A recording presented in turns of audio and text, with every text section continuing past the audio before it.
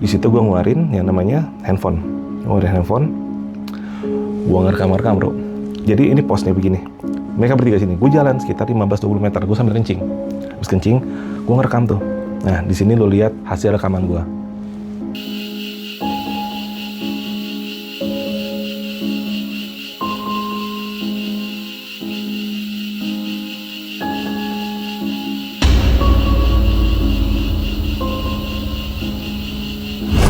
Gue bilang sama semuanya, kita break di sini. Pokoknya kita break di sini, kita tunggu sampai ada matahari, baru kita lanjutin ya. Si Kiki sama Faisal nyamperin gue, bang, kenapa? Gue mau nanya nih, kenapa? Kita tersesat ya.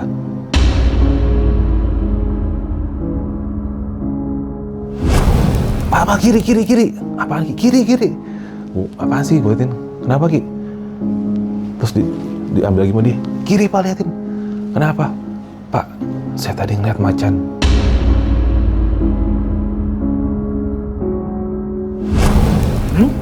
Kenapa Ki? Yang panas yang mana? Hah? Yang panas yang mana? Keluar. Jangan aku. Lawan cuy, ya elah, lawan. Ngobrol. Saya nggak bisa melihat. Rasain aja. Nggak bisa melihat.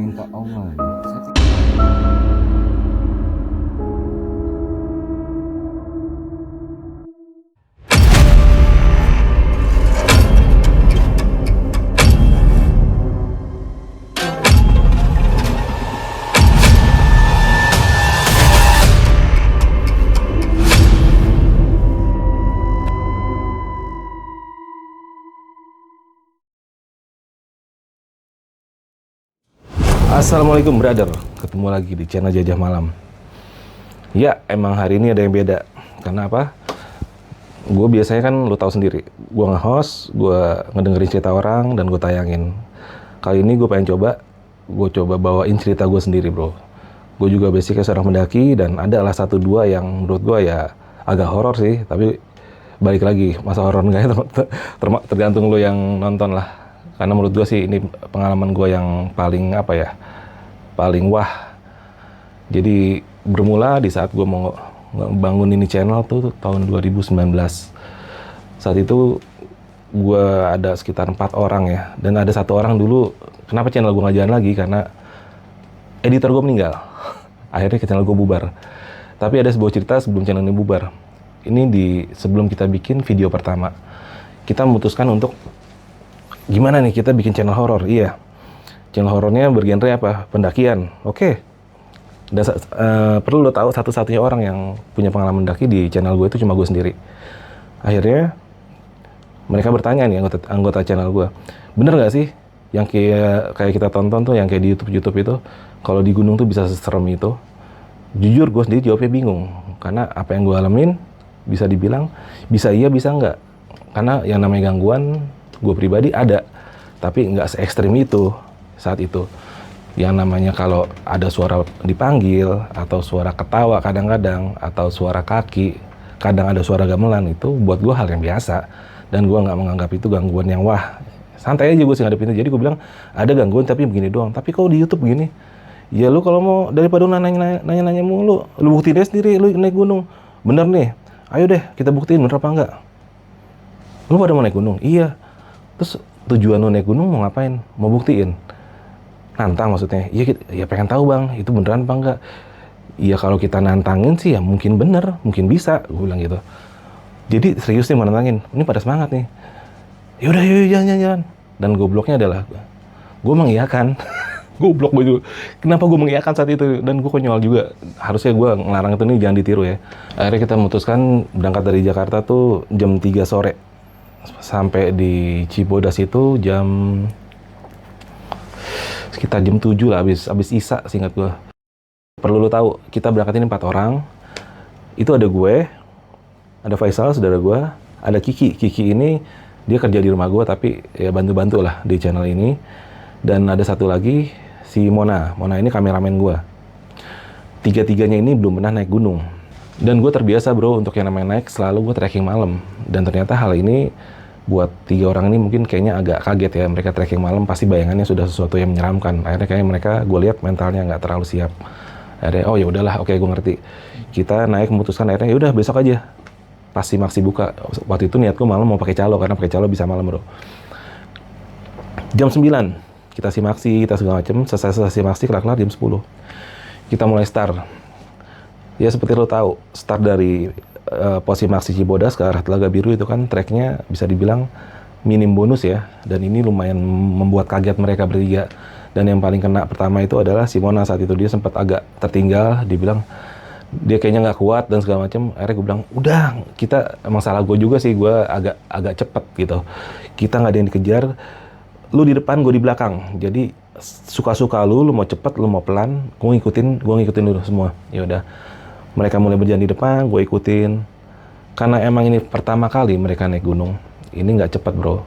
Sampai di Telaga Biru itu kurang lebih sekitar 2 jam. 2 jam dan mereka di situ ada landai. Mereka kayak senang banget. Bonus ya di situ. Berhenti dulu. Karena Telaga Biru indah banget ya, bener-bener indah. Kalau siang. Dan di situ Kiki dan Faisal sibuk nyari air, segala macam minum lah. Itu kan ada aliran air yang bisa kita minum. Si Faisal ngomong gini sama gue, bang, keren nih tempatnya. Kalau kita ngecamp di sini, pemandangannya indah banget, depannya danau, gini. Gue cuma senyum aja bro. Iya indah. Dalam hati gue, lo nggak tahu anjing kalau malam. Ini tempat tuh kata Telaga Biru itu emang salah satu tempat yang ya bisa dibilang zona merahnya lah, yang emang sering kejadian di situ. Singkat kata kita lanjutin, jalan pelan, lewat jembatan, baru sampai yang mau pecahan air terjun Ciberem. Satu orang udah teriak, bang lapar. Yaudah, oke kita berhentilah lagi kita di situ. Kita masak lagi dulu, makan dulu. Lo kebayang nggak? Ini super lambat perjalanan gue, tapi ya mau gimana? Gue udah bersama dengan 3 orang yang pertama kali naik gunung. Ya udah. Setelah selesai makan itu udah kurang lebih jam berapa ya? Seingat gue udah jam 1:30 kalau nggak salah. Kita lanjutin perjalanan, naik terus. Karena kita super lambat. Akhirnya kita baru sampai menjelang maghrib, baru sampai di Rawadenok 1. Lo bayangin, Rawadenok 1. Karena memang gue lihat keadaan sudah mulai menjelang maghrib dan memang kebiasaan kalau kita pendaki itu di saat maghrib itu berhenti bro. Ya satu, menghormati azan. Yang kedua memang kepercayaan kita yang namanya maghrib itu alam kita dan alam sebelah itu sedang tipis. Jadi menghindari hal-hal yang tidak diinginkan. Saat itu gue berhenti, emang capek juga sih, lumayan. Di saat berhenti itu, duduk nih, gak berjejer, gue sambil ngerokok. Gue tanya nih Ki, gimana Ki naik gunung? Seru pak, tapi capek. Dia manggil gue pak karena dia kerja sama gue. Lu Sal, seru bang. Ya udah, gue sambil ngerokok, gue giniin. Lu masih konsisten dengan tujuan lu naik? Maksudnya gimana? Kita kesini mau ngapain? Si Kiki nyeletuk dengan begonya, mau nyari setan pak. Anjing kan ngomongnya gitu bro, seriusan dia ngomong mau nyari setan pak. Ya udah, kan katanya kalau kita mau nyari, kita niatnya mau ngapain sih? Kita tantangin. Ya udah. Dan itu bro, ini jangan ditiru. Ini karena memang ini benar-benar gue alami sendiri. Dan itu dengan bodohnya gue saat itu di saat maghrib di Rawadenok itu, gue teriak bro. Ya, jangan disensor, biarin aja. Woi, bangsat, penunggu gunung gede, yang paling serem turun. Gue tunggu di sini. Habis ngomong gitu, gue deg-degan bro.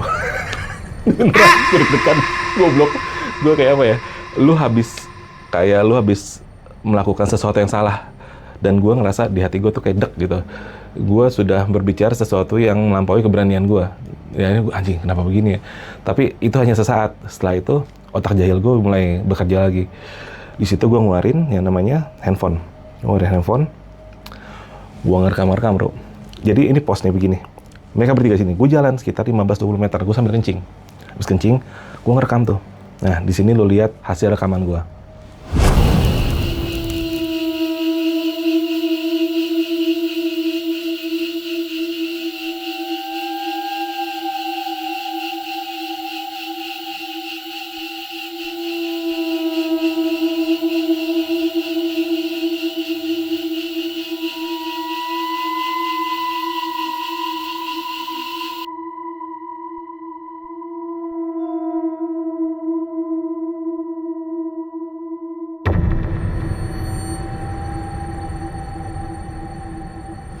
lihat kan, itu yang ketangkap di kamera gue bro.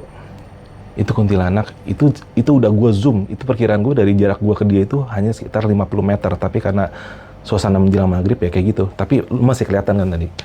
Habis gue dapat itu, gue lagi ngeliat lagi, ini dapat nggak gambarnya? Tiba-tiba si Kiki, yang gue dengar suara si Kiki, dia teriak bro, astagfirullahaladzim.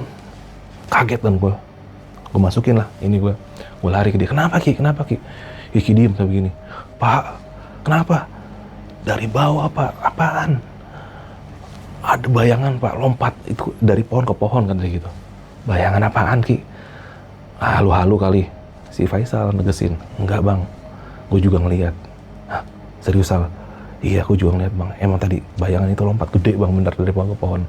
Ini sudah dikonfirmasi 2 orang, artinya gue menyimpulkan bahwasannya ini emang bener 2 orang yang lihat. Si Mona nggak ngeliat, karena Mona nggak sedang duduk sama mereka. Akhirnya gue cuma bilang, udah santai, tenang aja, ingat di sini kita yang nantangin, gue bilang gitu. Karena gue pengen ngejaga nih tim gue jangan sampai mentalnya jatuh nih. Ini kita yang nantangin, lu jangan cengeng. Mereka menunjukkan kalau mereka ada. Udah santai aja, kita break dulu. Si Faisal langsung, bang, jangan di sini bang, perasaan gue nggak enak, jalan aja jalan. Sal, ini pas maghrib. Kalau mau jalan, tunggu sabar, kita ngerokok sebatang dulu, 15 menit baru kita jalan. Karena ini pas maghrib, Sal, nggak baik. Ya udah, akhirnya semua nurut.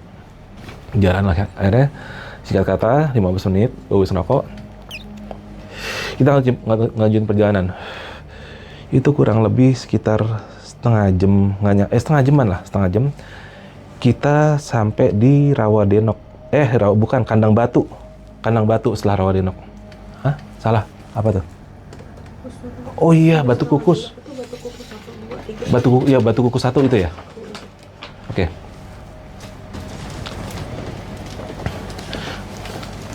Akhirnya kita sampai di Batu Kukus, bro. Itu kurang lebih setengah jam, 40 menit lah kurang lebih. Nggak terlalu jauh, nggak terlalu lama perjalanannya. Di Batu Kukus 1 ini kita berhenti di situ. Mau santai niatnya kan. Udah ngomongin yang tadi tuh, apa yang dilihat Kiki. Baru ngobrol sebentar, nggak lama kemudian ada sekitar 5 orangan lagi pendaki datang ke kita saat itu. Pada prinsipnya sih gue nggak masalah ya, welcome aja, namanya gunung milik semuanya gitu. Cuma ini 5 orang datang yang berisik, yang nggak ada sopan-sopannya lah menurut gue ya. Karena gue ini gila nih pendaki negur enggak nongkrong depan kita berisik, gue kan agak ngehe juga. Oke, nggak usah gitulah. Dan satu lagi ada yang mereka tuh yang pakai musik box gitu, dan gue tuh agak kesal jujur aja saat itu. Akhirnya gue dengan jahilnya, lo nggak ngapain? Gue kan ada di playlist gue tuh ada lagunya Lingsir Wengi. Lu tau kan lagunya tuh? Itu gue setel. Ini lucu bro. Gue setel, kemudian itu mendaki satu-satu cabut. Bang, duluan bang. Kena mental. itu bubar bro mereka bro. Itu gara-gara gue setelin Lingsir Wengi. Itu bener-bener itu konyol. Mereka satu-satu cabut, akhirnya saya masa mereka ketawa, wah goblok lu. Ya bisanya pada berisik banget. Iya sih, pada ini ya. Udahlah, syukurlah mereka jalan. Udah. Habis itu setelah kita udah santai lagi, udah siap ya. Mulai pakai senter semuanya, ya. Udah. Jalan lagi, kita jalan.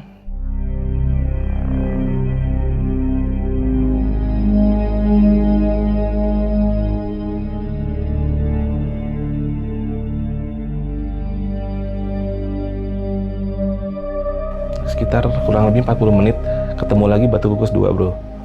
Di Batu Kukus 2 ini seperti biasa, karena kita memang apa ya, bisa dibilang slow banget beneran. Break lagi deh, ya udah break lagi, santai dulu, baru duduk. Nah di sini mulai kejadian pertama, bro. Kejadian pertama itu adalah gue duduk nih, karena Batu Kukus itu shelter model kotak dan itu ada daknya. Dan itu modelnya kalau lu naik nih, dia begini, nah itu dia di hook sini nih, persis di hook gini. Gue duduk di sini karena dia L gitu, Kiki di sini. Gue duduk, gue bakar rokok, bro. Gue bakar rokok, akhirnya gini, Kiki mulai ngomong sama gue saat itu, Pak, apaan Ki? Enggak Pak, nggak apa-apa. Gue tanya sama dia, kenapa lu? Enggak apa-apa. Oh yaudah, gue lanjutin nih, habis nyari korek gue bakar rokok. Di saat gue bakar, yang pertama gue sadar apa? Ada sesuatu di atap sini, dan itu jujur aja yang gue takutin, binatang. Gue nggak mikir setan, gue nggak mikir apa sama sekali. Di pojok sini tuh kayak ada yang gerak di atas gue. Gue liatin lama-lama, karena ada satu orang yang masih nyalain senter kepalanya, itu si Faisal. Ini apa ya? Yang gue takutin ular, beneran. Takutnya ada ular. Apa yang gue lihat bro? Trekking pole, dan itu punya gue sendiri. Trekking pole gue, itu ini kan dak nih di atas, kurang lebih tingginya 3 meter lah. Dia itu lagi begini bro, posisinya begini, dan itu melayang, dan itu muter. Di situ gue, jujur gue nggak ngerasa takut. Gue lebih ke arah apa ya? Gue lebih ke arah excited gitu, maksud gue. Gila, bisa diterbangin begini. Tapi gue tahu itu mudah-mudahan buat manusia gitu. Tapi gue lebih ke arah takjub gitu. Gila, ini bisa diterbangin. Kok bisa begini ya? Gitu. Saat itu nggak lama, gue nggak hitungan nggak lama lah itu, berapa detik paling. Gue langsung ngomong gini ke si Kiki. Ki, ya pak. Lu tadi ngeliat apaan Ki? Gue sambil ngeliatin terus ke trekking pole gue nih, yang masih melayang ini. Enggak pak, enggak, jujur aja lu ngeliat apa? Gue sebelah gitu. Enggak pak. Sorry ngomong gue kasar. Anjing, gue tahu itu trekking pole terbang kan Ki? Iya pak, terbang pak. Di saat kayak gitu, itu trekking pole jatuh bro. Prak. Jatuh di depan gue semua. Dan saat itu semuanya cuma diem dan pandang-pandangan. Itu ada sekitar beberapa detik kita diem. Akhirnya gue mutusin, gue ambil trekking pole ini, gue angkat. Gue tanya ke semuanya. Lu tadi ngeliat apa yang gue lihat? Iya. Ini terbang kan? Iya. Ki, Mon, Sal, iya bang, terbang. Yaudah, gue taruh trekking pole-nya. Saat itu gue berpikir cepat gimana caranya supaya kalau tim kecil gue ini mentalnya jangan jatuh. Gue bilang sama dia semua, ingat kita yang nantangin. Ini ya bahasanya gimana ya? Mereka mau nunjukin eksistensinya karena kita nantang. Ini kita yang salah. Dan lu jangan cengeng, gue bilang. Lu jangan cengeng. Yang penting satu, lu ada gua ada lu, kita semua kompak, insya Allah nggak apa-apa. Jangan pada takut. Jadi gini bro, di perjalanan ini gue tekankan kepada anggota tim gue, apapun yang lu lihat, lu harus bisa share ke tim. Jadi karena ini mereka pemula semua. Mungkin kalau lu pernah mendengar di pendakian itu, apapun yang lu lihat di atas, tabu hukumnya untuk diceritakan. Kalau buat gue enggak. Karena pikiran gue adalah, di saat anggota tim gue, pemula ini melihat sesuatu, dan dia nggak gue bolehkan untuk memberitahu apa yang dilihat, akhirnya dia pendam sendiri. Akhirnya jadi apa? Beban mentalnya dia, dan itu malah bisa jadi terjadi sesuatu yang karena dia memendam sesuatu yang dia nggak tahan. Jadi gue tekankan apapun yang lu lihat, lu harus ngomong. Dan situ gue ngomong sama Kiki, Ki, lu kenapa nggak ngomong tadi? Kan gue udah bilang, apapun yang lu lihat di tim kita, ngomong aja nggak masalah. Fungsinya apa sih kalau lu takut? Gue bisa ngebesarin hati lu. Kita bisa saling support itu. Jangan takut. Lu ngomong aja. Iya pak, tadi saya takut mau ngomong. Saya udah ngeliat itu pak dari awal sebelum bapak bakar rokok. Itu terbang pak, melayang. Saya ngeliat dari awal melayang kata dia gitu. Oke, yaudah. Ini karena kita nantangin. Yaudah, oke. Sekarang santai. Kita bikin kopi dulu. Kita bikin kopi bro. Bikin kopi. Pause dulu. Gua aus. Setelah itu kita sebenarnya udah siap-siap mau ngelanjutin lagi perjalanan. Tapi datang lagi lah satu grup lagi dari bawah, dan kali ini banyak bro. Itu ada sekitar 23 orang, nggak nyampe 25 tapi 20 lebih lah. Mereka datang yang rame-rame dan duduk di depan kita, brek. Akhirnya hasil ya kita basa-basi lah sama mereka, ngobrol lagi. Akhirnya itu lama, kita ngobrol tuh ada sekitar 1 jam. 1 jam yang namanya di gunung bro, kalau lu berhenti 10 menit, 15 menit aja, itu badan lu yang tadinya panas, udah balik ke dingin lagi, dan untuk jalan lagi tuh udah malas banget. Beneran asli. Dan gue ngeliat dari muka-mukanya nih mereka, aduh mukanya udah muka mager ya kan.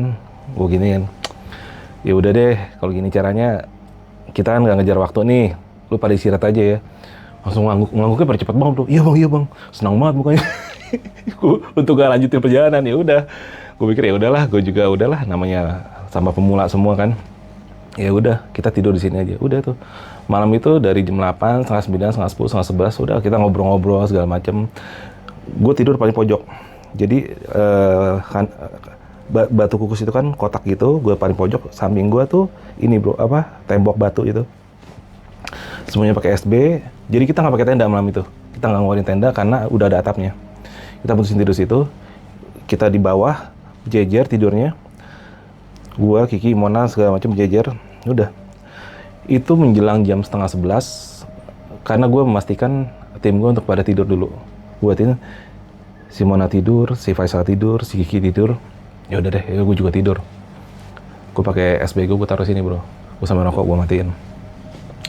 menjelang tidur itu gue apa ya, bisa dibilang kalau lu pernah ngerasain yang namanya apa ya, rep-repan tau kan, yang dimana lu tuh mau bangun tapi nggak bisa, tapi gue nggak rep-repannya, tapi gue suasananya, jadi suasana bising di kuping gue tuh, bising kayak pasar, kayak apa gitu. Cuma dalam hati gue, aduh jangan sampai gue rep-repan nih saat kayak gini nih. Tapi dalam hati gue, karena gue udah capek juga ya, alah bodo amat lah, gue nggak musingin. Yang terjadi apa? Saat gue udah mau hilang, udah mau tidur itu, gue udah bodo amat. Ini bro, kunciran gue nih dijenggut dari arah sini, dimana sini tuh tembok, dijemput sampai kepala gue kejeduk, dak. Dan di situ gue kaget bangun. Anjir, gue kayak lu kayak gimana sih? Lu lagi capek, lu tidur, kepala lu jenggut orang. Gue bangun bro, dan itu jujur aja, gue agak emosi, wah anjing gitu ya. Sorry kasar, wah kata-kata mutiara lah, gue sambil kesal gitu. Karena gue terbiasa kalau dari zaman dulu tuh, gue kalau naik gunung pasti di dalam tas gue pasti ada yang namanya senjata tajam. Itu saat itu gue bawa. Langsung karena gue emosi, bukan ya, kata-kata gue untuk ya siapapun itu yang tadi ingin gue gitu. Dan anak-anak ini bangun semuanya. Hihi bangun, Faisal bangun. Kenapa bang? Gue bilang sama mereka, aduh ini kalau gue omongin apa yang gue alamin, mereka bisa down lagi kan. Udahlah gue ini. Oh enggak, gue tadi cuma emosi doang kok, enggak apa-apa. Kaget gue, mimpi. Mau bener, enggak ya nggak apa-apa, mimpi doang. Udah tuh. Udah. Mulai tenang lagi, adem lagi. Dan perlu lu tahu di sini memang kita nggak pakai lampu sama sekali bro. Karena kita emang niatnya mau tidur ya saat itu ya. Udah, gue satu-satu udah tidur. Gue selalu mau jadi orang paling terakhir yang tidur untuk memastikan mereka semua udah oke. Udah nggak apa-apa gitu. Gue sambil ngerokok sambil nungguin tidur. Pas gue udah mulai riap-riap lagi, rokok gue buang lah, gue matiin dulu, gue buang. Di situ ada ini sesuatu yang ini nyata juga sih. Gue nggak denger suara orang tuh baca ayat kursi ya. Itu jelas banget, itu suara perempuan, dan itu suaranya jelas banget, bener-bener jelas. Gue cuma mikir, gila ini di sini ada yang baca ayat kursi, siapa ya? Terus tapi gue positif thinkingnya adalah siapapun yang baca ayat kursi ini, yang pasti dia adalah muslim. Kalaupun dia adalah jin muslim yang mungkin nggak jahat ya kan. Kalau jin jahat kan pasti udah gangguin gue, wah udah gitu dong. Ini enggak, dia baca ayat kursi. Udah gue santai, udah bodo amat lah, nggak nyeremin ini kan, ya udah. Gue sambil ngerokok tapi kok sampai rokok gue habis ini diulang-ulang, kok nggak berhenti ini baca ayat kursi ya kan. Udah tuh posisinya kan gue pakai SB nih, segini doang nih, tangan gue begini nih, gue ngerokok nih. Kok nggak hilang, rokok gue matiin. Gue penasaran dong, gue bangun begini nih, mereka masih pada tiduran semua. Gue bangun, gue sampai celingukan, gue liat di bayang gue adalah gue nyari di atas pohon. Di bayang gue apa? Ini ada pocong kuntilanak duduk lagi ngaji. Bego banget gue nyari. Nggak ada ya. Karena gue bilang kan tempat kita kan hook gitu, naik begitu, dan gue di sini. Gue bangun begini nih, terus gue lihat karena ke situ kan ke bawah dong, turun lagi ke situ. Ada satu perempuan lagi duduk bro, dan dia lagi megang handphone begini. Dan ternyata dialah yang baca ayat kursi ini. Gue tadi masih nggak notice. Ini perempuan ngapain baca ayat kursi itu sendirian dan megang handphone pula. Gue gini dong, makin kencang bro bacanya bro. Dan ini tim gue nih yang bertiga, karena gue satu-satu pada bangun juga. Kenapa sih bang? Enggak, itu ada yang ngaji. Jadi mereka serentak bangun bertiga gini bro. Jadi tuh kita tuh jadi gini nih gue jelasin situasinya. Dia itu ngelihat gue tuh siluet kayak pocong bro. Kan SB ini begini nih, ngerti nggak? Muka gue begini. Kita ya tiga bangun lagi, dia makin kencang lagi. Ternyata ada 2 orang, di bagian dia 1 lagi. Itu langsung wah, kayaknya dia ngeliat kita, jangan-jangan. Gue ambil handphone, gue giniin, woi bro, mas, mbak, woi orang, handphone gue giniin. Wah, orang pak ya? Saya sangka demit kali. Itu ketawa bro, semua ketawa bro. Gue itu dari suasana tegang jadi ngakak. Wah ya, dia lewat kita udah mau misum, mas lain kali jangan gitu mas, kita jantungan mas. Gitu. Sorry mbak, mana kita tahu mbak mau lewat. Ya mas di situ kayak pocong. Ya kita pakai SB mbak. Ya udah, dia lanjut jalan. Ya udah kita ketawa-tawa tuh. Wah udah tuh, yang tadinya tegang segala macam, alhamdulillah semua clear. Udah, kita niatnya mau melanjutkan tidur lagi. Dari sini seperti biasa, kayak tadi balik lagi tuh tidur. Gue ngerokok lagi. Kiki udah ngorok, Simona ngorok, Faisal udah tidur, ya udah. Gue nunggu ngabisin rokok kan, nunggu ngabisin rokok. Dan ini selalu kejadian di saat gue mau terlelap. Rokok gue matiin. Tek. Gue baru merem gini. Yang pertama gue dengar, bukan gue nggak ngeliat sesuatu. Yang gue hanya mendengar. Lu tahu suara kucing? Kucing minum. Kayak gitu. Nanti gue pikir, ini suara binatang minum kayak kucing, tapi suaranya kenceng banget. Tapi, aduh, apa babi? Enggak, babi nggak kayak gini. Babi pasti ada suara langkahnya. Gue pikir, ini kucing nih, suara minumnya nih. Tapi kalau kucing suaranya segini keras, kucingnya segede apa? Ya kan? Otak gue langsung berpikir cepat. Jangan-jangan ini macan kumbang. Karena ini malam jamnya mereka hunting. Di situ jujur bro, gue nggak mikir setan sama sekali. Gue deg-degannya karena gue pikir ini binatang buas. Aduh, gue nggak berani gue nggak mau bikin gerakan mengejutkan segimana. Gue berusaha. Yang pertama gue mau cari apa? Keril gue yang tadi, senjata gue yang tadi. Tangan gue masukin pelan-pelan banget. Gue nyari keril gue. Ketemu. Gue buka settingnya pelan-pelan.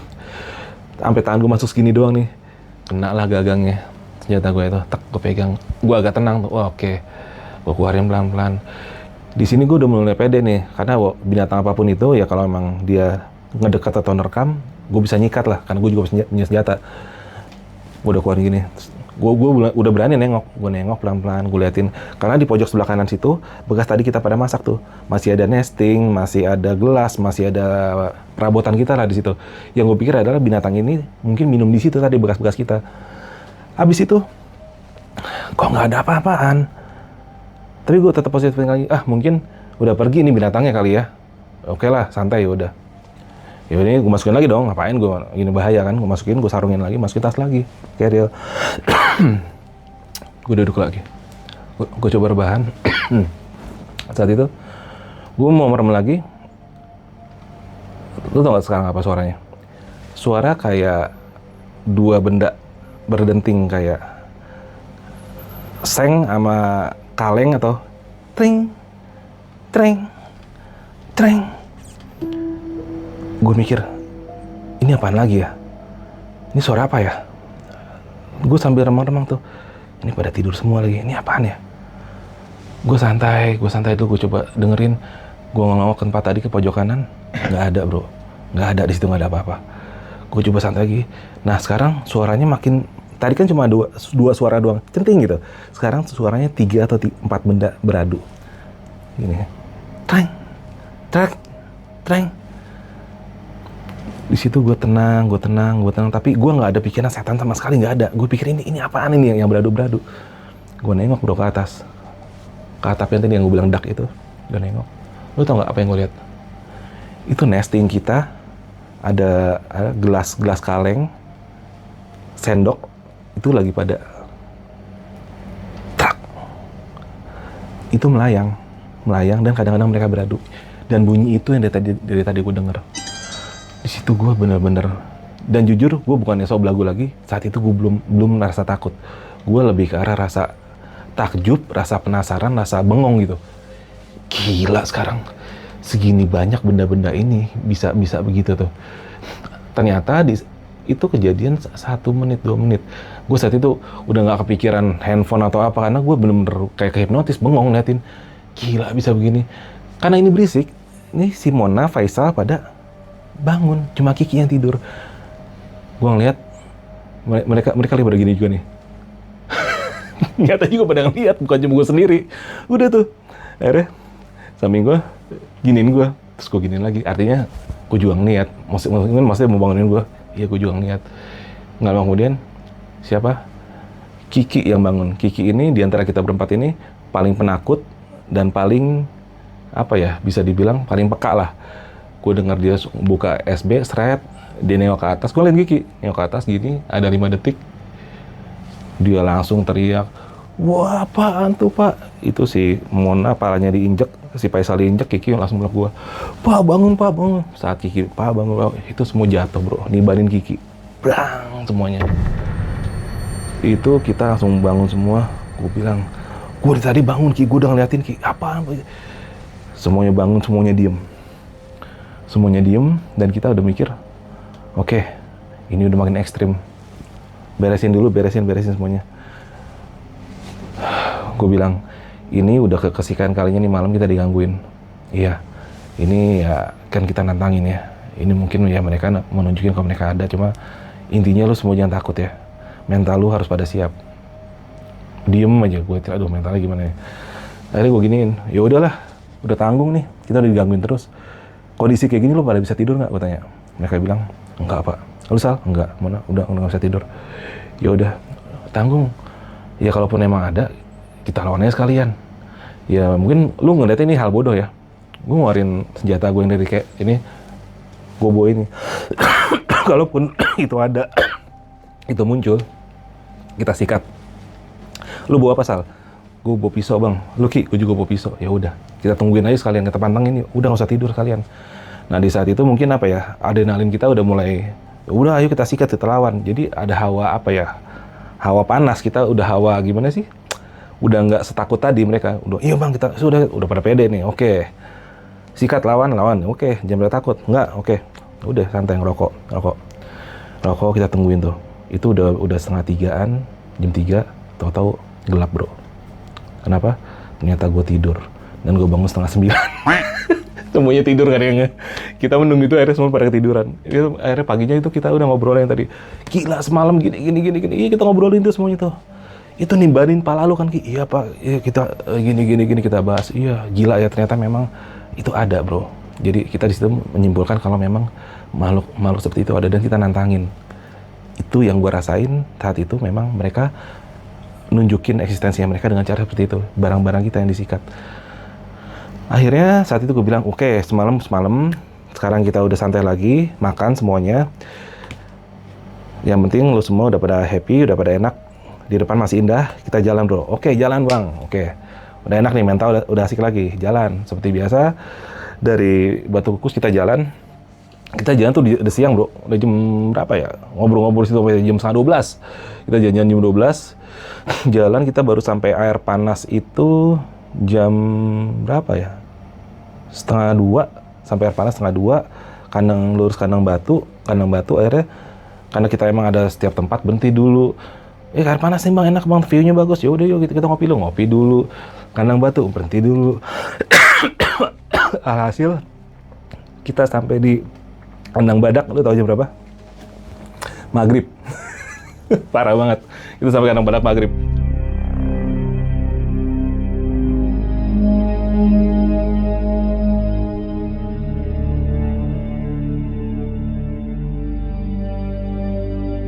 Karena kita udah terlalu molor lama ya bro ya, dari jadwal. Akhirnya gue memutuskan kalau malam itu gue mau lanjut trekking malam. Jadi gue ke semua anak-anak gue bilang, lu semua ini maghrib nih, yang mau sholat, yang mau mandi semuanya, karena abis isya tank kita harus jalan. Jadi rencana gue adalah dari kandang badak itu, kalau gue terusin puncak trekking malam, kalau siang aja itu biasanya gue menempuh dalam waktu paling nggak 2 jam lah, 2,5 jam paling molor. Jadi kalau dari bis isya 7:30 dengan hitung-hitungan gue paling bego jam 10, jam 11 lah paling molor banget sudah sampai puncak. Dan di puncak bayangan itu nanti akan ada satu warung. Di belakang warung itu ada 2 space tenda bro. Jadi niat gue malam itu gue mau campnya di atas aja, yang penting udah sampai puncak. Kalau ternyata di situ ada tenda lain, gue pengen bablasin ke arah Surken dan nge-campnya di Surya Kencana, turun ke Padang Surya Kencana. Ya udah, akhirnya anak-anak di situ ada yang sholat, mandi segala macam, kita udah beres makan, oke. Udah beres semua, beres, udah nggak ada yang capek ya, udah istirahat cukup, oke. Yuk kita jalan, start. Yang penting semua kompak, beres. Oke. Malam itu kita memutuskan untuk trekking malam. Trekking malam seperti biasa, gue selalu di paling belakang karena kalau lu gini bro, lu trekking malam itu kondisi paling gak enak itu adalah kondisi sweeper di paling belakang. Karena apa? Center nyorot ke depan semua nih, yang depan di center di belakang. Nah gua paling belakang, nggak ada yang nyenter. Artinya kalau gua naik belakang tuh udah gelap total, jadi udah ya kena ya mental harus yang paling kuat harus yang belakang, yang berhubung ya mereka ya first timer lah. Ya udah nggak apa-apa deh, gua belakang aja, biarin mereka jalan. Start tuh 7:30 pas jalan. Dari pas awal jalan itu gue nggak ngerasa ada sesuatu yang aneh, biasa aja, semua normal, lancar.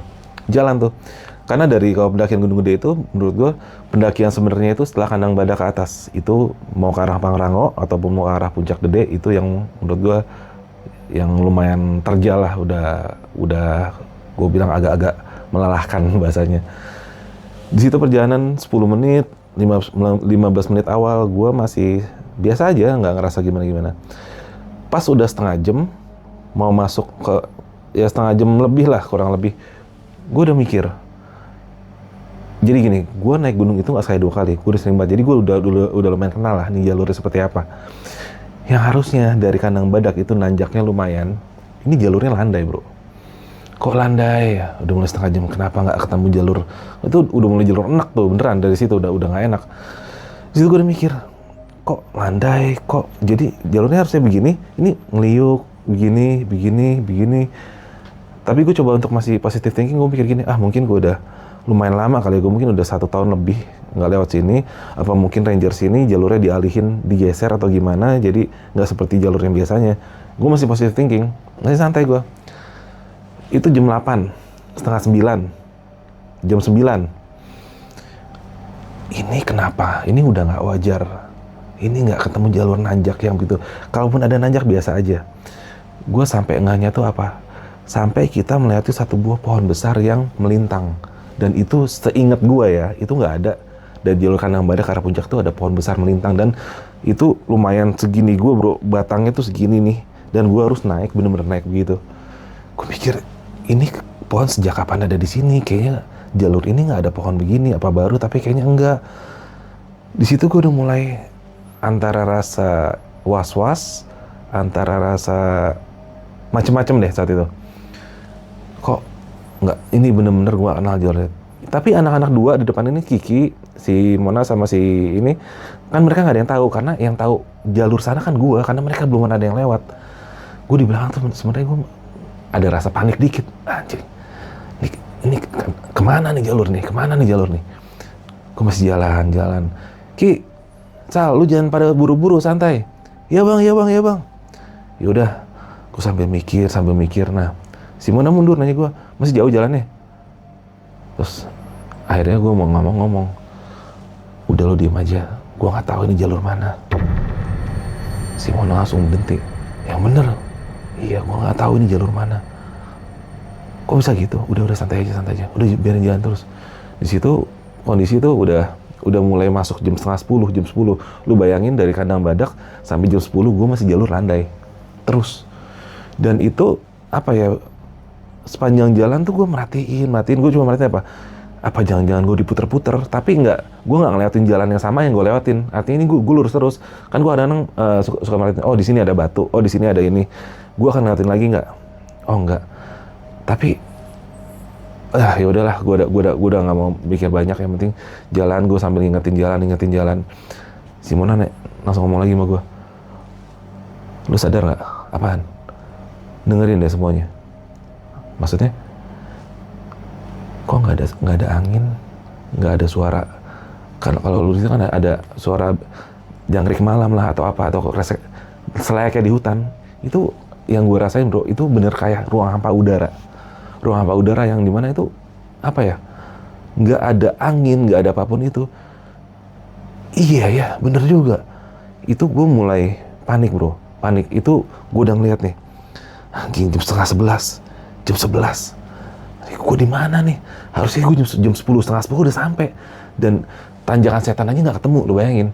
Jadi target gue tuh kalau naik dari Kandang Badak Isa, paling nggak tanjakan setan gue sampai situ 8:30 lah. Gue udah sampai tanjakan setan.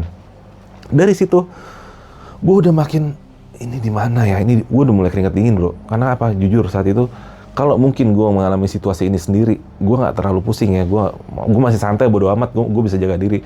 Ini gue bawa 3 orang yang pertama kali naik gunung, dan dimana mereka percaya sama gue. Bebannya berat bro. Jadi saat itu gue mikir, aduh, ini gue harus gimana nih? Sampai akhirnya sekitar jam 12:30, si Faisal di depan berhenti. Bang, jalannya pecah 2 nih. Kita ambil kemana? Hah, pecah 2? Gue ke depan bro. Di situ lo tau gak, itu pecahan tanjakan setan. Di situ langsung gue kayak ada oksigen ke otak gue. ini gue di jalan yang bener, udah sampai tanjakan setan. Tapi pertanyaannya adalah, gimana ceritanya gue dari kandang badak sampai tanjakan setan, gue nggak ketemu jalan terjal. Tanjakan setan itu di jalan terjal, bro. Gue ketemu di situ. Akhirnya saking gue leganya, break semua, break, gue bilang. Break, ini kita duduk dulu, istirahat dulu, rokok dulu, minum dulu. Gue sambil mikir, alhamdulillah. Ini tadi gue udah mikir antara dua, tadi gue mikir, ini antara dua, gue masuk alam lain atau gue tersesat. Karena itu bukan jalannya, bro. Yang gue liatin tadi bukan jalannya. Sampai situ udah duduk tuh, gue ngerokok. Ini anak berdua, namanya Kiki sama Faisal, nih cicilan nih. Jalan sana, jalan sini. Si Faisal saat itu ngomong sama gue, kan tanjakan setan ada kiri ada kanan. Yang kanan tuh tanjakan setan yang lama yang pakai ada tali webbing. Yang kiri tuh tanjakan setan yang baru. Jadi modelnya lu ada tanah segini, lu naik gini, lu naik lagi, dan itu lebih safety sih. Si Faisal ngomong, "Bang, duduknya jangan situ. Di sini aja tuh. Ada pendopo, kita nongkrong sana aja."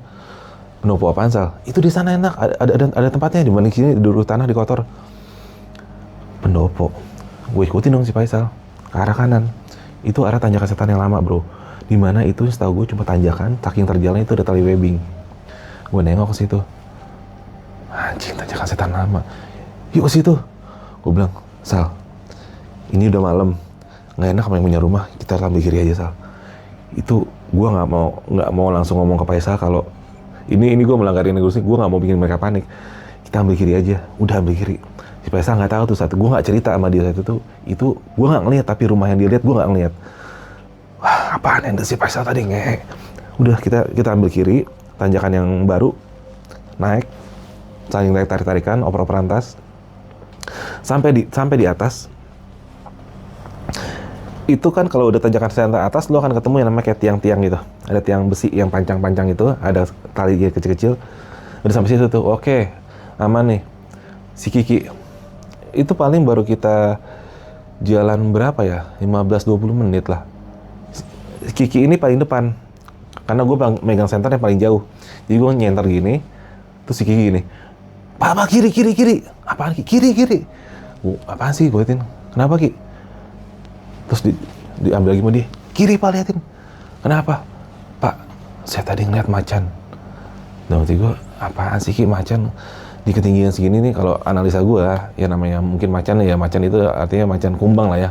Kalau orang udah nggak ada. Kumbang itu kalau mungkin kandang badak ke bawah masih mungkin lah. Ketinggiannya masih oke, masih pohon-pohon besar. Kalau udah ketinggian segini nih, udah kemungkinan udah tipis. Gue cuma bilang sama Ki, "Lo capek doang. Nggak ada macan di sini." Dia sampai sumpah pak, macan tadi, sehat macan di atas batu, Pak, tadi gitu. "Udah, Ki, lu capek doang," gue bilang. Udah santai. Udah tuh, santai dulu. Karena kita perjalanan nggak nyampe-nyampe, karena estimasi gue naik itu cuma 2,5 jam. Ini tau nggak lo? Gue udah sampai sekitar mau jam 2. Jam 2 gue nggak sampai. Dari 7:30. Akhirnya apa? Air yang kita bawa semakin menipis. Akhirnya di situ gue semua break dulu. Air sisa semana semuanya. Sisa segini. Wah, air mulai irit ya. Kalau nggak haus banget, ya kalau bisa minumnya udah pakai tutup deh. Seininya aja. Karena begini, bro, kenapa gue gituin? Karena gue nggak tahu ini jalannya aneh. Dan akhirnya apa yang paling gue takutin itu terjadi di saat gue naik lagi ke atas. Kalau lu sering mendaki gunung, lu pasti paham yang namanya mau mendekati puncak, itu pasti yang namanya vegetasi itu pasti akan semakin memendek. Itu sudah hukumnya seperti itu. Yang namanya gue tadi dari tanjakan setan ke atas itu gue udah ketemu tuh cantigi segala macam, udah pohon-pohon vegetasi pendek lah. Makin gue ke atas itu pohonnya tinggi lagi. Dan gue udah mikir, aduh, kok begini?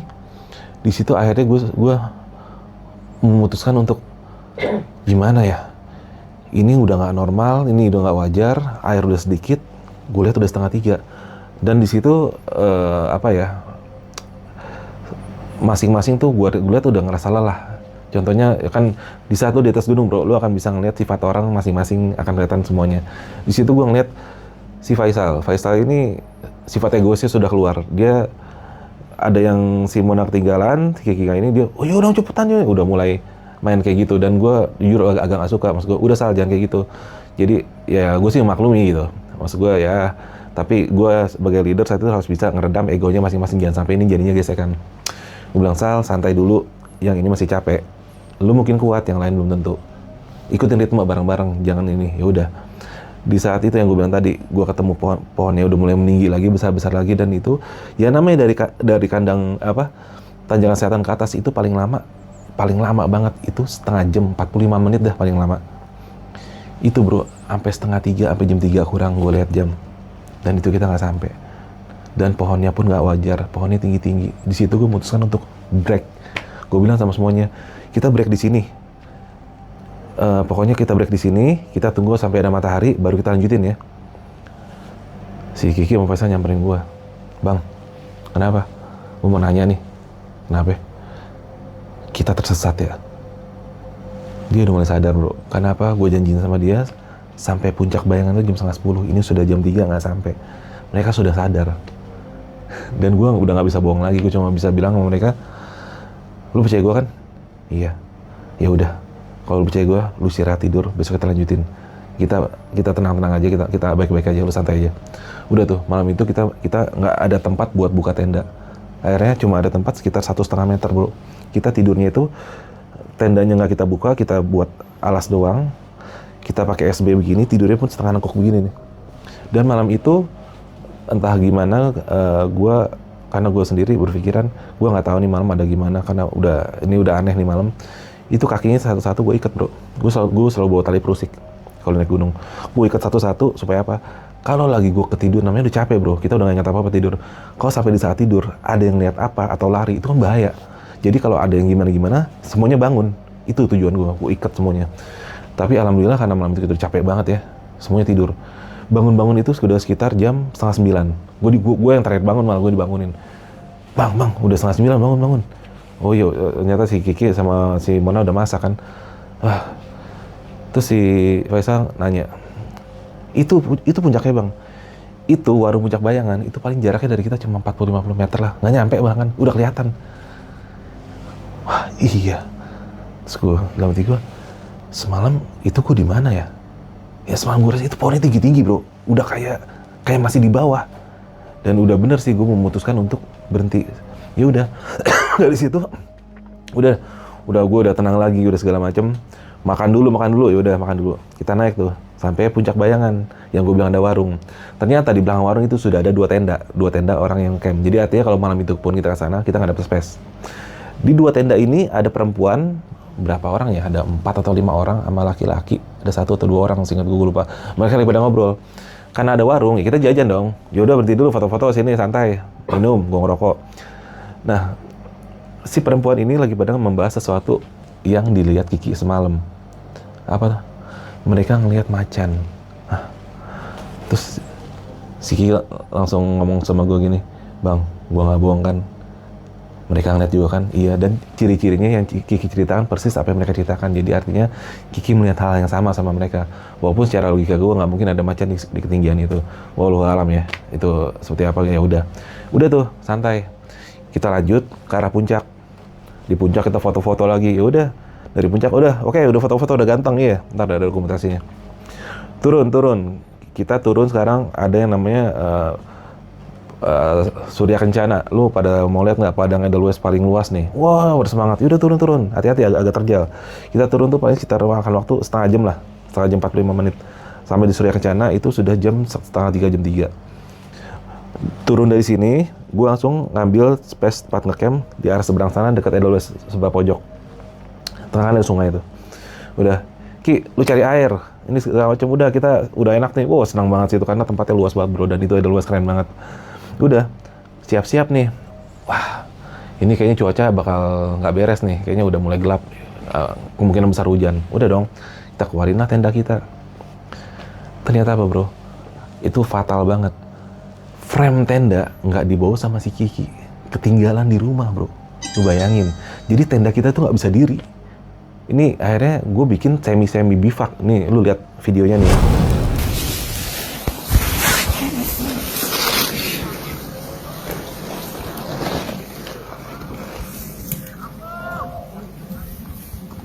Kiki batu di situ Ki, ada Ki. Tuh batu. Bukan tokat gua tuh. Udah enggak apa-apa, lepas.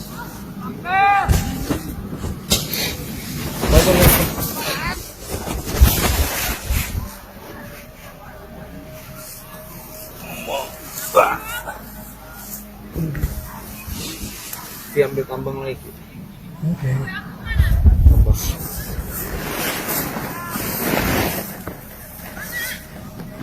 Nah tuh kayak gitu tuh. Lu lihat cuacanya kan tadi sudah sedemikian kayak gitu, dan gua nggak punya tenda. Lu bayangin gue bikin cuma ala-ala bivak, gue ikat di ujung-ujung supaya kita tuh nggak kena hujan doang. Di situ gue udah berpikir, ya Allah mudah-mudahan ini malam nih jangan sampai hujan, jangan sampai hujan, jangan sampai hujan. Tapi kalau lo lihat di video tadi nggak mungkin nggak hujan kan? Akhirnya beneran hujan bro. Dan itu hujan gede saat itu. Hujan gede, walaupun nggak konstan ya, tapi akhirnya hujannya mulai gerimis. Dan di situ gue berpikir, otak gue udah mikir cepet nih. Karena air hujan yang di atas gue itu, karena kita begini, ketampung air, itu kadang-kadang kita tuh, ininya turun nih bro, sampai kena pala. Namun air hujan, jadi kita dorong lagi ngebuang air. Sampai kayak gitu. Itu semalaman gitu tuh. Gue cuma mikir, wah ini kalau sudah di atas jam 9, jam 10, menjelang jam 1, kalau sampai suhu drop, ya gue pikir apa? Ini anak 3 nih, gimana? Minyak di sini jadi apa? Kayak Blue Band ya?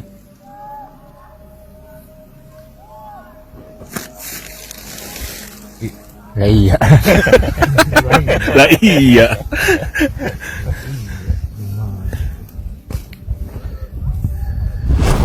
Otak gue mikir waktu itu, gimana caranya nih?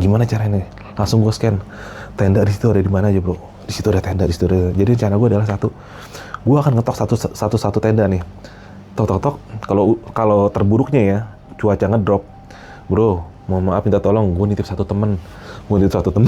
Ini 3 mau gue titipin karena gue masih mikir gini, ini ada makanan banyak, gue pakai jaket tebal, segi ada makanan, insya Allah gue masih kuat. Yang penting ini 3 nih, kalau dia kenapa-napa gue ngomong apa mamanya pada nih. Iya karena kan gue ya sebagai gue orang yang apa ya, yang mereka andelin, harusnya gue yang paling bertanggung jawab gitu. Itu gue udah mikir aneh-aneh. Tapi alhamdulillahnya walaupun malam itu hujan, rasa dinginnya tuh nggak sampai nusuk bro. Masih jadi gini, parameternya gue nggak kedinginan apa? Gue baru sarung tangan. Sarung tangan gue tuh belum gue pakai. Jadi masih gue taruh buat bantal belakang. Mereka itu udah tidur mulai dari jam 9, udah pada mulai tidur, jam 10, jam 11-an lah. Jam 11, udah pada tidur semua. Akhirnya, karena malam itu gue nggak tahu ya, gue nggak ngantuk. Gue sampai jam 2 deh, setengah 3 tuh, gue masih ngerokok sendirian. Gue masih ngeliatin bintang, wah udah pada tidur lah. Alhamdulillah nih, suhunya nggak drop. Gue sambil mikir, anjing gue pertama kali kemarin udah 20 tahunan kali ini gue bisa balik ke sini lagi. Ya udah, nostalgia sendiri. Ya udah ngerokok selesai, udah gue tidur. Bangun pagi ceritanya. Ya, makan pagi kita Makan ayam goreng. Ayam goreng, apalagi rendang, bakso, daging, jengkol. wah jengki. Ya ada jengkolnya guys. Tuh lihat tuh, Monas kelihatan di sini. Iya. Kita doang nggak pakai tenda. Mau pagi, jepret. Udah, si Kiki udah pada masak nih, seperti biasa gue bangun paling belakangan. Wah udah pada masak lu, iya bang ini. Udah tuh. Akhirnya si Faisal nyamperin gue. Bang, lu bahaya banget bang semalam. Kenapa? Sarung tangan lu nggak lu pakai, lu mau malah lu kasih gue. Hah? Sarung tangan gue yang gue taruh di pala, menurut Faisal saat dia bangun itu sudah dipakai sama dia. Dan Faisal berpikir itu gue yang makein. Nah, gue cuma ngomong gini, sarung tangan gue pakein dulu, gue tendang malah lu. Mana ada gue makein lu sarung tangan, enak-enak aja lu gue gitu. Bang, gue bangun udah pakai sarung tangan nih, gue pikir lu yang makein gue. Enggak ada Ki gue. Ya udah hal kayak gitu gue nggak terlalu pikirin. Nah habis itu, dalam kemudian datang tuh tenda yang sebelah sana, nyamperin kita. Nyamperin nanya, karena kita lagi masak, gue pikir mau minta makanan. Bro, sini mampir makan bareng-bareng orang. Enggak bang, kita udah habis makan. Gimana, nongkrong. Enggak, cuma mau nanya, bang semalam gimana tuh di sini? Maksudnya kenapa? Enggak, kita yang pada jadi mereka tuh satu grup bro. Mereka ini satu grup, tenda-tenda, satu ini. Mereka ngeliatin kita tuh dari sore kita nggak punya tenda, dan kita cuma ala bivak gitu doang. Kita yang di dalam tenda aja bang, itu kedinginan bang. Itu parah banget, kita sampai pada nempel semua. Kita bilang, abang yang di luar gimana nih? Dan itu ada benernya, karena apa? Saat gua ngecek, ya namanya minyak goreng gua di botol aqua, itu kan botol aqua minyak goreng. Itu udah jadi Blue Band. Artinya emang malam itu dingin sekali, tapi alhamdulillahnya kayak ada yang lindungin bro malam itu. Gua ngerasa, ya Tuhan masih ini karena kita banyak doa kali ya, apa gimana, gue ngerti deh. Kita nggak ngerasain dingin seperti mereka yang di dalam tenda malah. Iya, terus abis mereka gitu, oh nggak apa-apa, alhamdulillah. Oh yaudah, kita balik lagi. Mereka balik, kita ngobrol. Kok semalam kita nggak kedinginan ya? Ya ada yang lindungin kita kali, Sal. Iya. Oh iya bang, gue semalam jam berapa? Dia bilang jam 10:30. Gue ketemu bapak-bapak, gue dinasehatin bang di sini. Lu udah tidur kata dia. Hah? Nasehatin apa? Iya di sini baik-baik aja. Di sini jangan aneh-aneh. Alamnya indah intinya, jangan buang sampah sembarangan gitu. Oh gitu. Dalam hati gue gini. Bangsat. Lu jam 9 jam 10 udah pada tidur, yang melek gue sendiri. Mungkin ngimpi dia anak. udah tuh bro. Akhirnya singkat cerita semuanya udah oke. Turun nih ke bawah. Turun. Ya intinya jangan pernah turun Gunung Putri di saat weekend. Lu ngerasain akan yang namanya turun antri bro, bisa stuck 15-20 menit lu megang keril karena nggak bisa jalan. Turun, nah akhirnya sampai di bawah, ngobrol kita semua. Baru gue buka, jepret. Lu tahu nggak kemarin begini gue jelasin. Itu malam yang dari kandang badak itu gue nggak tahu kita di mana, gini. Mereka kaget kan. Lu percaya nggak omongan gue? Percaya. Nggak, gini aja dia bisa sama enak. Lu masih ada waktu luang nggak? Maksudnya gimana? Minggu depan kita buktiin, kita naik lagi, tapi kita naiknya siang. Biar lu bisa buktiin omongan gue bener apa nggak. Alhasil, singkat cerita minggu depan kita naik lagi bro. Kita naik siang sampai kandang badak siang tuh. Sampai kandang badak kita seingatku jam 1:30, jam 2. Jadi intinya kita start tuh dari kandang badak 2:30. Gue bilang sama dia, kita berangkat 2:30, asumsi gue nyampe paling apa jam 5. Bener, jam 5 kurang kita sampai puncak. Dari kandang badak naik, sampai 3 tuh naik tuh. Sama Kiki juga ada. Ki, lu lihat nih, sama nggak jalurnya sama kemarin? Enggak pak, ini jalurnya parah pak. Wah, landai nggak yang kemarin? Iya. Ketemu nggak jalur ini? Enggak, kata dia. Bener kan omongan gue Ki? Dan itu mereka membuktikan kalau yang ngomong itu. Gue karena gini, gue nggak mau mereka cuma iya tapi dalam hatinya meragukan omongan gue gitu. Dan itu gue buktikan pas pendakian kedua naik situ bro, itu bener. Akhirnya kita sampai di puncak itu bener jam 5 kurang. Habis itu udah tuh kita santai foto-foto di atas ke puncak yang sebenarnya tuh yang tugunya. Di tugunya situ kita nongkrong tuh, ngobrol sama warung. Kan ada warung tuh di situ. Kan warung kita bisa masuk. Kita bertiga masuk warung situ. Ngobrol sama yang punya warung. Itu sampai nggak ada pendaki, sampai jam kita ngobrol-ngobrol itu ya sampai 7:30 deh. Dan ngobrolnya pun kita tengil karena kita emang niatnya lagi mau buat konten horor ya. Bang, tempat yang horor nanti di mana Bang? Di sini Bang. Apa tuh namanya? Kalau di Gunung Gede. Yang punya warung bilang, kalau mau tempat horor jangan di sini. Ada tuh di bawah namanya camping ground Bobojong. Itu saking seremnya sampai terbengkalai, banyak banget kejadian. Bahkan belum lama kayaknya ada pendaki yang camping di situ hilang. Lu bayangin pendaki camping di situ hilang. Gua nggak habis pikir, seserem itu kah? Ya udah intinya begitu, songong banget gitu, masih tengil ya. Ini 7:30 nih, 7:30 itu malam itu purnama bro. Itu dinginnya bener-bener dingin. Gue akhirnya bilang, Ki, Sal, Mon, udah kita siap-siap semuanya jalan. Ini kita lagi, ini di jalur angin nih. Kita yang penting turun ke puncak Bayangan dulu. Kita kalau udah turun ke situ udah enak tuh, udah nggak kena terpaan angin langsung. Udah jalan kita. Itu dingin banget bro. Jalan lagi. Ketemu yang pos Bayangan tadi ada warungnya udah tutup. Sampai di situ si Kiki berhenti. Pak, berhenti sebentar Pak. Kenapa? Pala saya sakit kata Kiki gitu. Ki, ya gini, kalau pala lu sakit jangan dipaksain. Kita santai, nggak ada yang dikejar. Santai Ki. Ya udah santai. Lu paling depan. Ya udah. Gue paling belakang tuh jalan, tak. Karena mungkin Kikinya udah ngerasa agak enak kali ya. Ya udah, kita karena tadi istirahat lama di situ hampir 2 jam lebih gitu di puncak. Tenaga kita full dong turun, kita lari tuh bro, lari turun, tak. Lari. Kita turun 7:30 tuh. Jam 8, jam 9, sampai akhirnya break. Ngerokok dulu sebatang, gue bilang, ngerokok, berhenti dulu.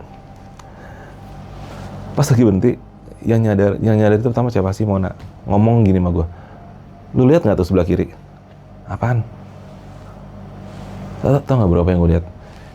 Itu tempat yang kemarin gue ngecamp rame-rame yang jam 3 yang gue bilang dapat cuma space 1,5 meter. Ketemu tempat itu lagi. Logikanya gue sudah turun itu sudah sekitar itu jam 10-an. Sudah sekitar 2 jam. Nah di saat gue bangun pagi di tempat itu, gue bisa ngelihat itu jarak cuma 50 meter, tapi gue ketemu tempat itu lagi. Kita sampai di situ lagi, bro. Tapi di situ alhamdulillahnya karena ini sudah pendakian yang kedua, si Kiki Faisal ini udah lebih udah lebih tenang mentalnya gitu. Gue cuma bilang, cuy, di tempat yang kemarin kan, iya, oke. Sekarang jadi kan tenda kita tinggal kandang badak, kita di summit doang ke atas kemarin. Kita bawa apa aja nih? Bekal ada apa aja? Ada roti, ada air, kita bawa nesting buat masak air. Air ada semana? Masih ada satu botol bang. Wah aman. Air kita irit soalnya ini kayaknya panjang lagi. Dan setelah itu bro, itu benar kita turun itu panjang lagi. Dan alhamdulillahnya dari segi mental mereka sudah lebih siap dibanding minggu lalu. Kita turun tuh nggak pakai break bro. Turun, dang. Itu setengah lari, tak. Karena satu, kita berhenti itu dinginnya nusuk, karena itu purnama. Kalau lu mendaki saat purnama, asal lu tahu, itu suhunya jauh lebih ekstrim dibanding mendaki di hari biasa. Itu dingin banget. Nggak tahu pengaruhnya apa ya, tapi emang itu pasti dingin. Karena kita berhenti sebentar ya dingin, akhirnya sampailah kita di 12:30. Itu sampai tanjakan setan. Itu tanjakan setan akhirnya. Walaupun waktunya udah ngaco nih, udah nggak normal. Gue udah agak lega tuh. Sampai tanjakan setan, ambil kiri ambil kanan nih, gue mikir gitu. Kanan aja lebih aman yang jalur barunya. Si Kiki situ langsung ngomong, Pak, saya udah nggak kuat Pak, pala saya sakit banget. Wah, yang bener lo Ki, serius Pak, pala saya sakit banget. Yaudah, break. Ki, lu jangan maksain, lu istirahat sini, kita mau tidur sini nggak masalah. Yang penting kita bawa jaket semuanya. Lu duduk, udah istirahat, jangan paksain kalau pala lu sakit. Udah, Kiki gue suruh duduk, ada batu, dia duduk begini nih, posisi begini nih. Kiki duduk begini, si Mona gue suruh bikin air. Bikin air begini. Si Kiki, yaudah, nggak lama lah kita bikin air tuh, 10 menit lah selesai.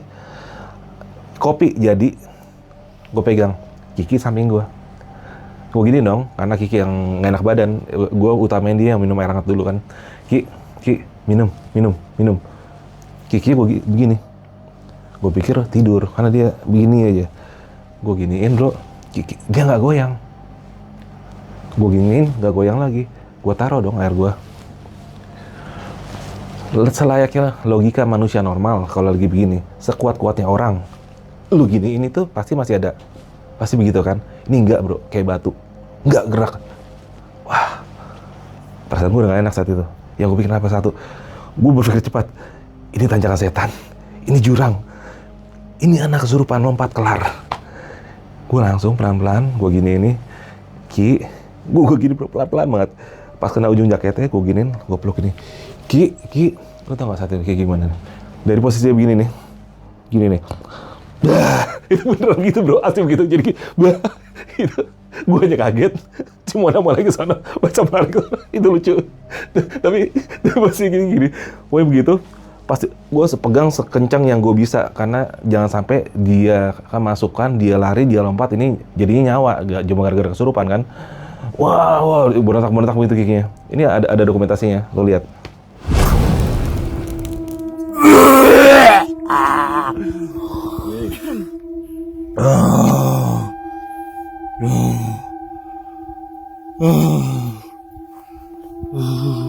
So? Panas. Yang mana? Panas. Yang mana? Panas. Parahnya? Slow. Istighfar aja santai. Slow. Di sini juga. Panas. Iya udah, santai aja, lawan aja. Lawan.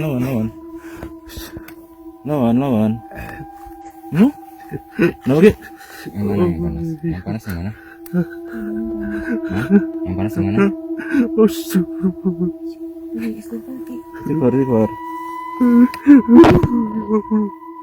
Jangan aku. Lawan cuy, ya elah, lawan.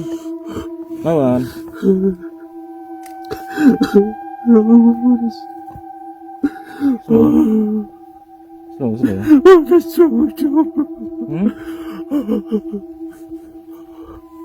keluar atau masalah burung?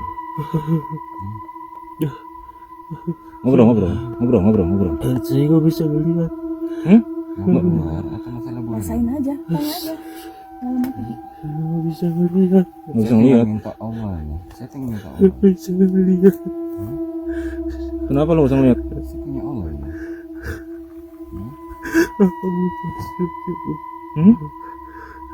Ya udah ngobrol. Kenapa? Gimana? Kenapa yang lu rasain apa cuy?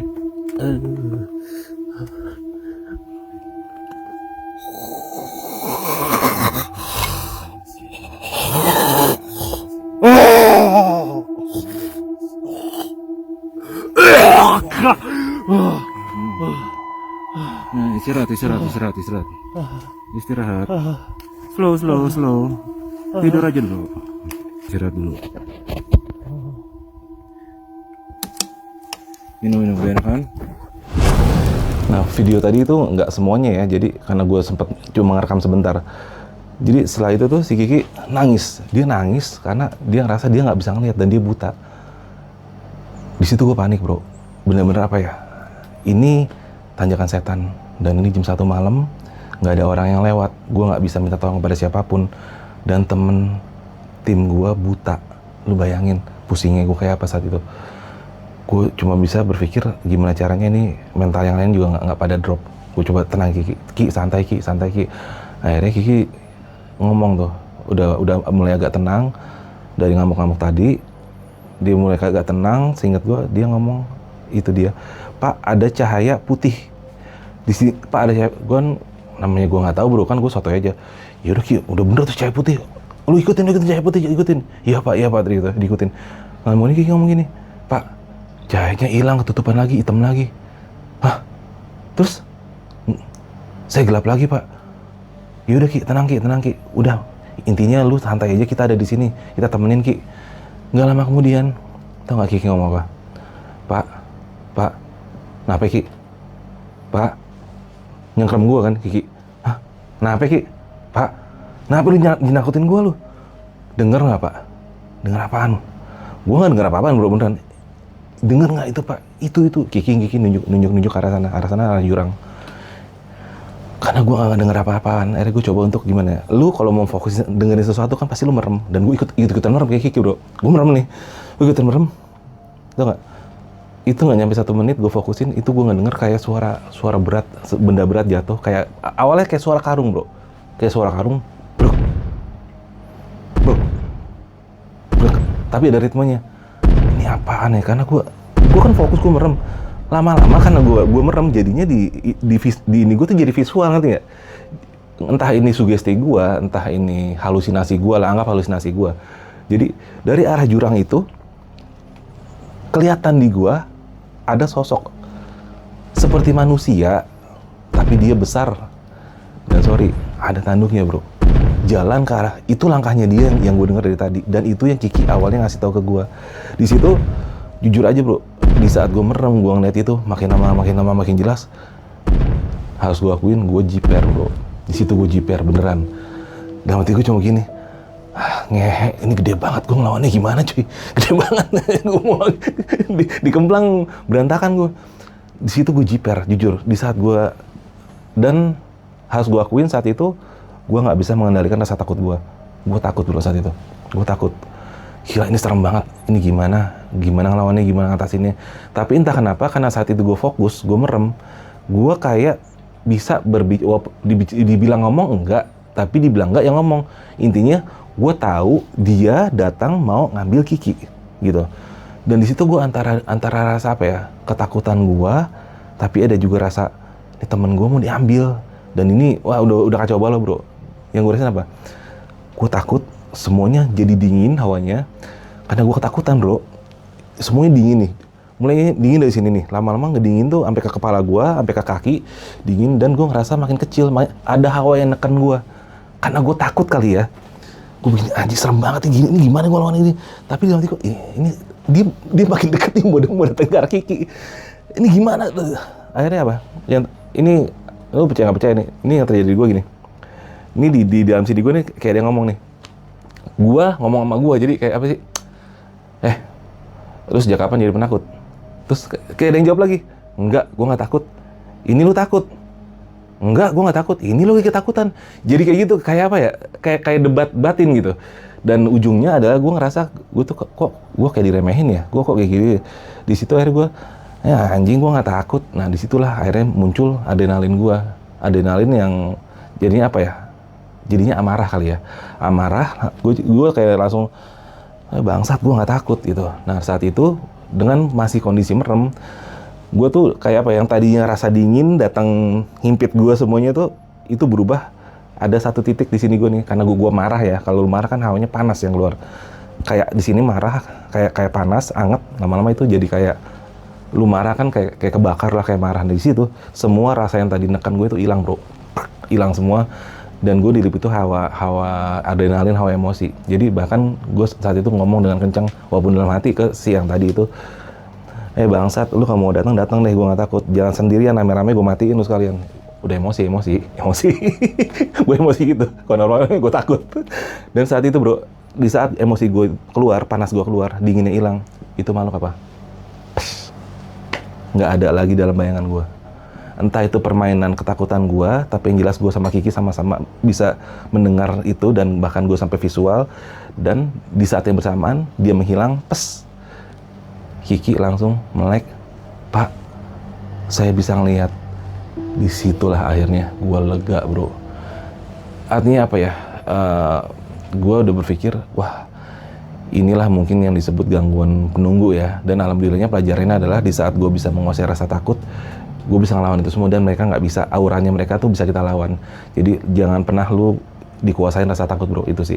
Itu yang gue ambil dari kejadian ini gitu. Itu leganya gue luar biasa. Kikinya udah oke. Ki, gimana Ki? Serius udah enak. Saya udah enak Pak. Pala udah pusing sama sekali enggak. Aman Ki, aman Pak, aman. Minum dulu. Wah, ngerokok dulu. Udah tuh, gue udah lega banget, bro. Wah, aman nih, yoi. Udah, oke, rokok selesai, kita gas lagi ya, oke. Lu siap Ki, Sal? Nggak apa-apa, oke semuanya? Oke, siap, ya udah kompak ya, aman nih. Kita sampai tenda, nggak usah buru-buru. Udah, bro. Turun tuh, tanya kesehatan, kita ambil jalur yang sebelah kanan tadi, di pecahan, kita turun lagi ke bawah, sampailah kita di kandang balik lagi, sampai ke tenda kita. Sampai tenda itu, lu tau nggak, udah sekitar jam 2, mau setengah 3, lu bayangin dari Isa gue. Turun tuh, gue dipanjangin lagi. Ini pendakian kedua, yang pertama gue naiknya begitu, yang kedua turunnya gue dipanjangin. Ini pengalaman nyata yang gue alamin. Karena mami itu kita udah capek ya, sampai tenda itu kita udah nggak pakai ngimpi, semua tidur, bro. Semua tidur. Bangun-bangun itu udah jam berapa kita? Udah mau jam 9 kali. Wah udah siang. Bangun, karena gue planning gue adalah, oke, kita jam 9 bangun, taruhlah kita tetek bengek, makan segala macam, jungkir balik, BG jam 12 selesai, jam 12 kita turun, nyampe bawah, perkiraan gue maghrib lah paling apa Isa. Ya udah, ternyata pas jam 11 ke atas, semua di luar perkiraan gue, bro. Ternyata apa? Hujan deras banget. Akhirnya kita nggak jadi packing, kita balik lagi ke tenda. Abis itu gue mau ngapain ya? Gue mau kencing kalau nggak salah. Gue keluar, kan kalau di kandang berak sebelah sini suka ada warung kecil nih. Di dekat warung situ kan ada pohon. Nah gue lagi mau kencing tuh. Gue ngeliat ada satu orang. Ini perempuan. Kalau gue perkirakan ya masih paling anak sekolah atau anak kuliah baru semester awal lah. Perempuan intinya. Dia itu sendirian, cuma bawa depek, basah kuyup, di bawah pohon, di sendirian. Gue ngeliatin, ini cewek mana nih? Gue cuma mikir, itu ada tenda. Tapi kayaknya bukan kalau itu tenda temennya dia, ngapain dia di situ sendirian kan? Akhirnya gue samperin, bro. Gue tanya, "Mbak, maaf Mbak, temennya mana?" Dia diem. Itu pucat, bro. Wah, lu bayangin di gunung hujan begitu, dan lu kalau sudah serba basah itu dinginnya kayak apa? Gue cuma mikir, wah, ini kalau gua nggak tarik ini perempuan, gua nggak gantiin bajunya, setengah jam hipo, gue jamin tuh, udah nggak akan lama. Teman-temannya mana, Mbak? Saya dari tadi nungguin teman saya, nggak ada yang balik lagi. Loh, emang temannya kemana? Saya tadi kan turun dari atas. Emang timnya ada berapa orang, Mbak? Saya ada 15 orang. Saya sama pacar saya sama teman-teman kerjanya. Turun dari atas karena kaki saya, ini ankle saya kena, saya paling belakang jalannya. Saya pikir saya ditungguin di kandang badak. Sampai di situ dia nunggu situ udah hampir 1 jam, bro, sendirian, kehujanan. Teman-teman saya nggak ada. Di situ gua dengerin aja kesal, bro. Anjing, ini cewek sendirian. Dan situ yang gue bingung apa? Ini perempuan harus gue gantiin baju. Gue baju kering masih ada beberapa, tapi gimana caranya dia perempuan, gue takutnya malah dia mikir gue mau macam-macam ya kan. Akhirnya oh iya, untung ada si Mona. Gue bilang, Mbak, maaf Mbak, bukannya saya mau ini ya, bukannya saya mau niat jahat. Mbak, ini bajunya udah basah. Mbak ikut ke tenda saya, ada perempuan kok Mbak. Ntar Mbak ngobrol sama dia, digantiin baju. Gue udah bayi-bayin, untungnya itu perempuan nggak pakai nanya A, I, U, E, O, langsung ngangguk, langsung mau. Ya karena udah nggak tahan kayak dia ya. Udah, gue apa-apa bro, gue bawa ke tenda gue. Di situ gue buka, Mon, nih ada gini. Sebenarnya juga kaget, kenapa? Udah, gue masukin tenda tuh. Udah dah, dia di dalam ganti baju, gue di luar, gue yang kehujanan sekarang. Ganti baju. Ada videonya tuh, ada videonya intinya.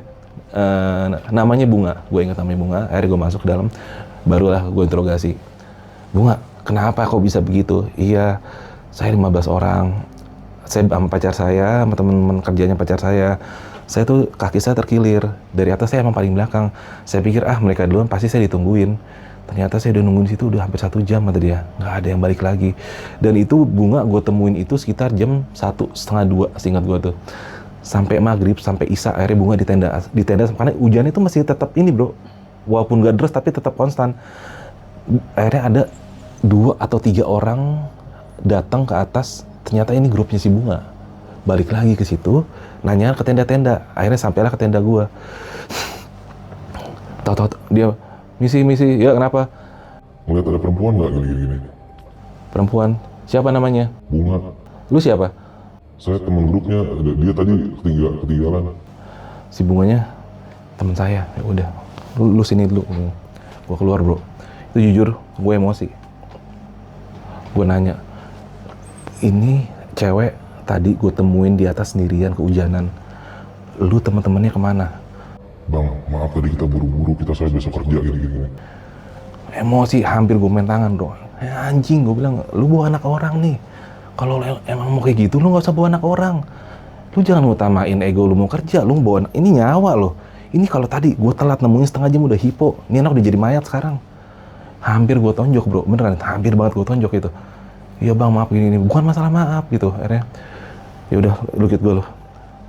Gue ajak ke depan tenda ngobrol sama si Bunganya. Ini temen-temen Bunga tadi, iya. Ini yang ninggalin Bunga, iya. Sekarang mereka tuh, gue tahu lu balik kemari karena lu nggak mungkin bisa ngelewatin si maksi bawah kan, karena lu kurang 1, lu nggak bisa pulang. Jadi lu bukan karena mau nyari temen lu egois anjing, gue bilang. Gue kata-kata gue udah kasar tuh bro. Intinya dia minta maaf akhirnya. Yaudah Bunga, ayo turun sama kita gini. Bunganya bro, trauma, nggak mau.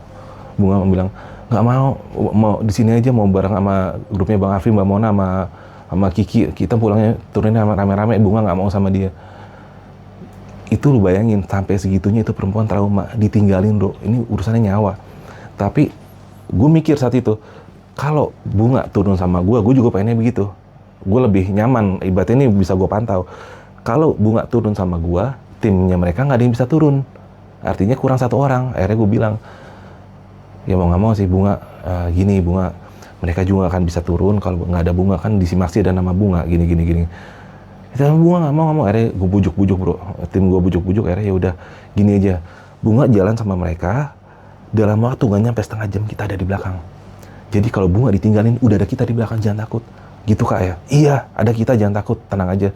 Karena gini bro, salah satu pertimbangan gue, kenapa gue nggak mau bareng sama mereka. 1, gue ada emosi. Gue kalau ada emosi, sensi gue orangnya.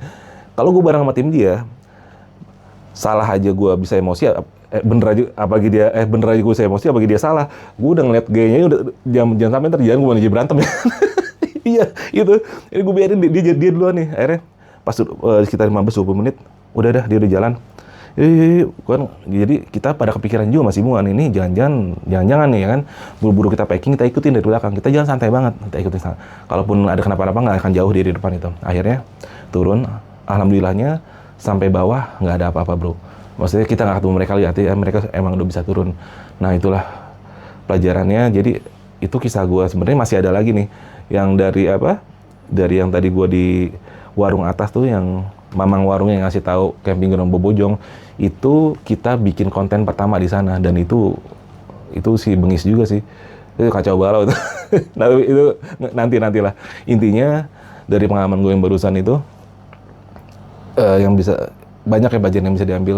Maksudnya hal yang gue lakukan adalah hal yang bodoh. Jadi jangan pernah, tadi pause dulu. Biarin. Hal yang kita lakukan ini jangan pernah lu ikutin ya, karena ini sebuah kegoblokan beneran. Jadi gue ceritain ini juga buat sebuah pelajaran gitu, karena mereka itu memang ada. Dan gue mendaki dari akhir tahun 90-an sampai kemarin 2019, gue nggak pernah ngalamin yang seperti itu. Tapi nggak pernah bukan berarti nggak akan pernah. Akhirnya gue pun mengalami gitu. Jadi jangan pernah lu ngerasa mau bikin konten, mau apapun itu, mau sok-sok nantangin di atas. Kalaupun lu masih gue kemarin nggak ada apa-apa, belum bro, belum ketemu apesnya. Gue kasih tahu, yang namanya di alam tuh yang akan ngebunuh lu pertama apa? Rasa sombong lu. Dan itu yang gue alamin. Jangan sampai lu tuh ngerasa nggak ada yang bisa giniin gue, dan apalagi lu nggak percaya mereka ada. Wah, lu fatal. Jangan kayak gitu. Di saat lu ngadepin itu dan itu benar adanya, berantakan, serius. Dan ini gue sorotin lagi kayak masalah tadi, kasus bunga. Di saat lu bawa orang, seperti gue bawa orang juga, itu tanggung jawab lu besar. Apalagi lu bayangin, logika gue, seorang bunga perempuan di grup itu 15 orang, dia cewek sendiri. Lu bayangin, harusnya seorang cewek sendiri, dia jadi princess di situ, dijagain oleh semuanya, oleh para laki-laki yang banyak ini. Dan ini malah ditinggalin. Di mana otaknya?